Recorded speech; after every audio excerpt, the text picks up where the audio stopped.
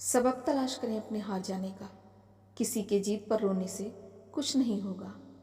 जानते हैं जो कुछ नहीं कर सकते वो हसद करते हैं, और हसद वो बीमारी है जो अपने पालने वाले को अंदर ही अंदर खोखला कर देता है।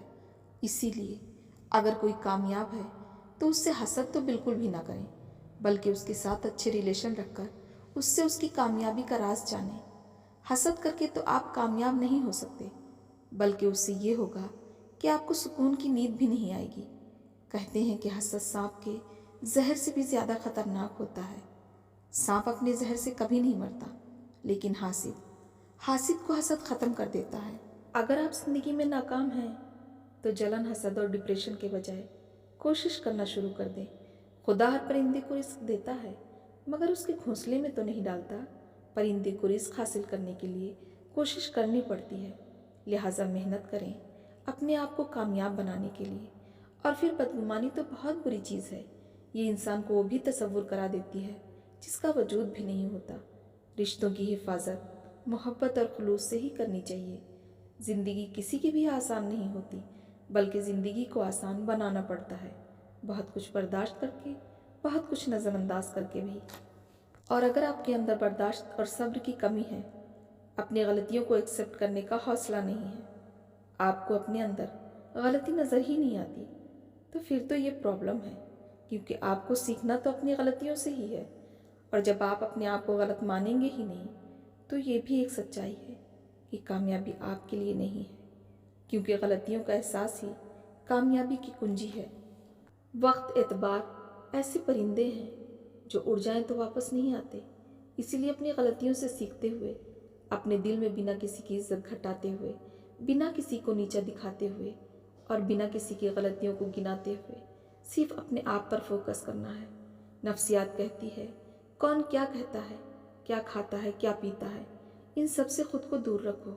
सिर्फ अपना जायज़ा लो, खुद से मुलाकात करो, खुद को अच्छाई पर माइल करो, अपने अंदर की खाली जगहों को भरना सीखो। और वैसे भी अपने आप को हर किसी से बेहतर समझना तो कमअक्ली की दलील है। ख़ानदान में ऐसे लोग ज़रूर होते हैं जो दूसरों के हंसते बसते घर में आग लगाने का काम अंजाम देते हैं। ऐसे फसादी लोग अल्लाह की दी गई नेमतों को भूल जाते हैं और उन नेमतों से खुश भी नहीं होते जो अल्लाह ने उन्हें दी हैं, बल्कि दूसरों से हसद करके, दूसरों के घर का सुकून बर्बाद करके ही उन्हें खुशी मिलती है। हालांकि उनको ये बात समझ नहीं आती कि वो किसी का मयार क्या गिराएंगे जिनका खुद कोई मयार ना हो। ज़िंदगी में अगर डिप्रेशन और फ्रस्ट्रेशन को कम करना चाहते हैं तो अच्छी नीयत के साथ अपने काम को करते रहें, चाहे कामयाबी आपके मुताबिक मिले या ना मिले। कामयाब होना हमारे इख्तियार में नहीं है, लेकिन काम करना हमारे इख्तियार में है।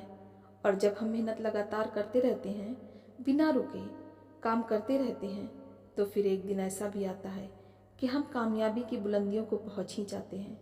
और आपको पता है, दुनिया का सबसे खुशनसीब इंसान वो है जो किसी का मोहताज नहीं होता। ज़िंदगी ना आसान थी और ना ही कभी होगी, तो बहादुर बने, अपने रब पर भरोसा करें और मुस्कुराया भी करें। ऐसी कोई मंजिल नहीं जहां पहुंचने के लिए कोई रास्ता ना हो।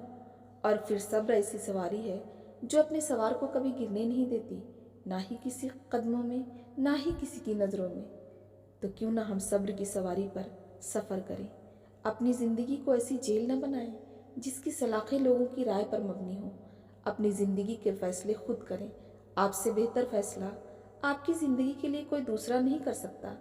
और किसी से जलन, हसद या फिर नफ़रत तो बिल्कुल भी ना करें, क्योंकि आप फिर ये साबित करते हैं कि दूसरे आपसे बेहतर हैं। चूंकि अगर किसी रास्ते से गुजर रही हो और आप उसके सामने अपनी उंगली रख दें, तो वो आपकी उंगली उठाने का इंतज़ार नहीं करेगी, बल्कि अपना रास्ता बदलकर अपनी मंजिल मकसूद की तरफ चल पड़ेगी।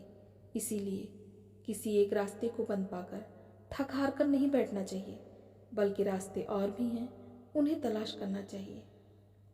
ज़िंदगी बहुत छोटी सी है, यकीन माने। हम किसी से नफ़रत करके या किसी का बुरा सोचकर शायद अपनी झूठी अना की तस्कीन तो कर लेंगे, मगर हमारे अंदर का इंसान कभी भी खुश नहीं रह पाएगा। इसीलिए अपने इर्द गिर्द हमेशा मोहब्बतें बांटें और खुश रहें।